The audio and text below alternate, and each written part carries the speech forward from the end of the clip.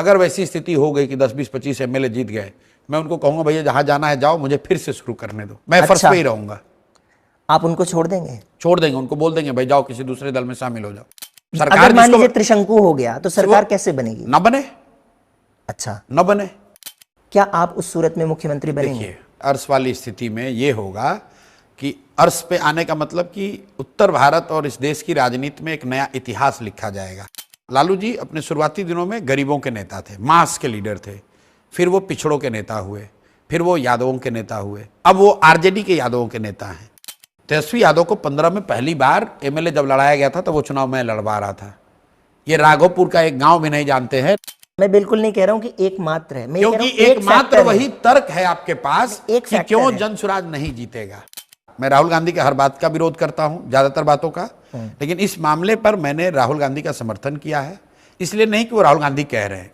तो आप इस बार इतने पुख्ता रूप से क्यों कह रहे हैं कि नीतीश कुमार तो नहीं बनेंगे मुख्यमंत्री? क्योंकि नहीं बनेंगे। पुख्ता रूप से क्या नहीं बनेंगे? जीत गए तब? मैं कह रहा हूं बनेंगे नहीं, कैसे बनेंगे? नमस्कार, द लेंस के इस स्पेशल एपिसोड के साथ मैं हूं मुकेश शर्मा। स्पेशल इसलिए क्योंकि हम दिल्ली स्टूडियो से बाहर बिहार में हैं। बिहार में इस समय चुनाव का माहौल गर्म हो चुका है और प्रशांत किशोर जी के साथ हम इस समय हैं बेतिया में। प्रशांत जी लगातार पिछले 3 सालों से लोगों के बीच जा रहे हैं, चाहे वो पदयात्रा के जरिए हो, लोगों के बीच जाना हो, और इस समय भी एक बिहार बदलाव सभा के रूप में उनकी सभाएं लगातार जारी हैं। आज दिन भर की यात्रा पूरी करके इस समय वो बेतिया पहुंचे हैं। बहुत बहुत धन्यवाद प्रशांत जी आने के लिए। अब आप जब चुनाव में जा रहे हैं तो आपकी 3 सबसे बड़ी प्राथमिकताएं क्या है? सबसे बड़ी और पहली प्राथमिकता है बेरोजगारी और पलायन। ये पहली बार हो रहा है कि बिहार में किसी राजनीतिक संगठन ने पलायन को मुद्दा बनाया है।